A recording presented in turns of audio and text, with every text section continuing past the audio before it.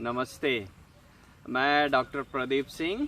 मैं एक भूगर्भ वैज्ञानिक हूँ और साथ ही साथ मैं अपने आप को एक पृथ्वी इतिहासकार मानता हूँ और मैं एक स्थायी पारिस्थितिक उद्यमी और सात्विक वीगन खाद्य नवाचारी, साथ ही साथ मैं एक विश्व यात्री हूँ।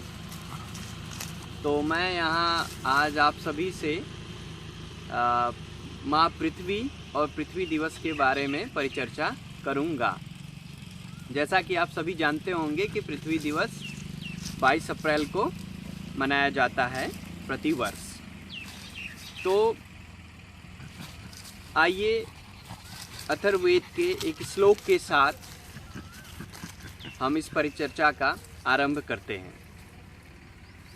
ओम माता भूमि पुत्रो अहम पृथिव्या, अर्थात पृथ्वी हमारी माता है और हम सभी उसकी संतानें हैं। तो जैसा कि आप सभी जानते हैं, माँ पृथ्वी का जो हृदय है वो स्नेह, अनुकंपा और करुणा से परिपूर्ण है और जो हमें आसपास जैसे पेड़ पौधे, वायु, जिससे जो हमारी प्राण शक्ति है, जिसका परिपोषण हो रहा है, वायु, वो सब माँ प्रकृति और माँ पृथ्वी का वरदान है और उपहार है हम सभी प्राणियों के लिए। तो यह एक बहुत ही उचित अवसर है हमें और हम सभी प्राणियों के लिए। यह पृथ्वी दिवस हमारे लिए पृथ्वी ग्रह को स्वच्छ, हरित तथा सतत विकास पर ध्यान केंद्रित करने की हमारी प्रतिबद्धता को और दृढ़ करने के लिए एक बहुत ही उचित समय है।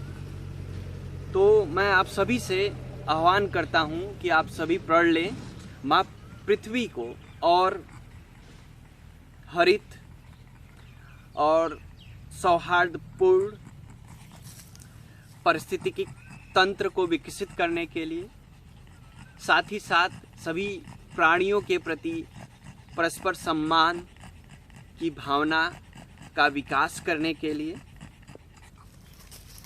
क्योंकि इस पृथ्वी पे जितने भी प्राणी पाए जाते हैं सभी का उतना ही महत्व है जैसे कि एक दीवाल में एक एक ईंटों का महत्व है।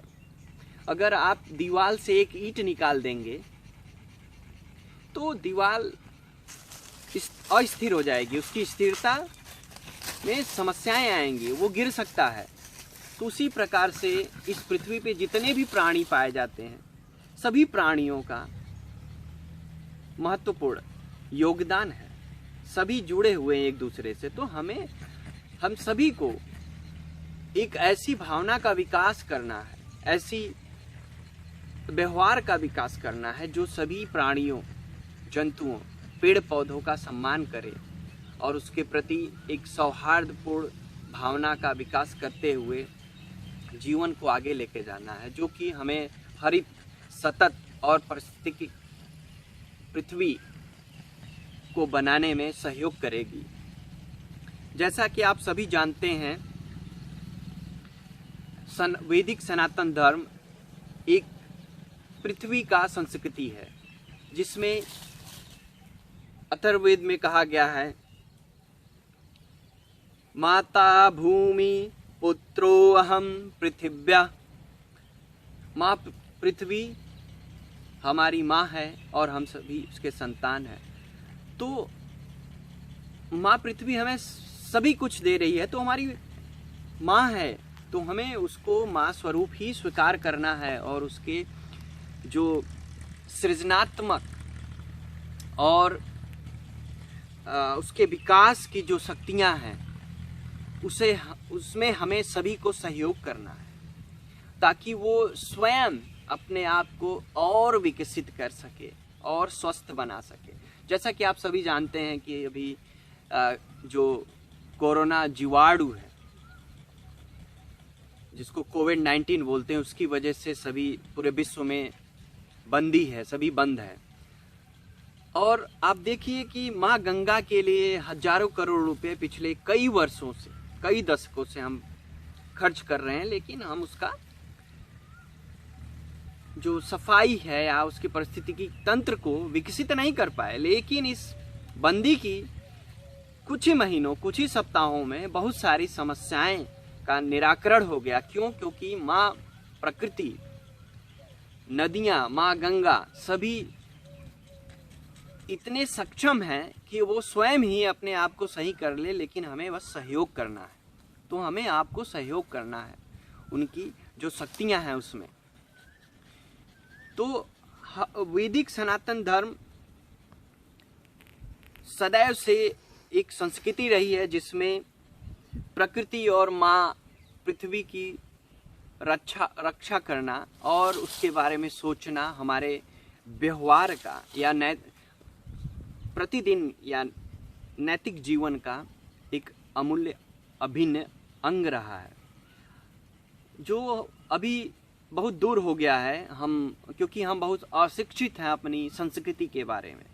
तो हमें उस व्यवहार नियति को, जो नैतिक जीवन व्यवहार है, उसको और विकसित करना है, ताकि हम सभी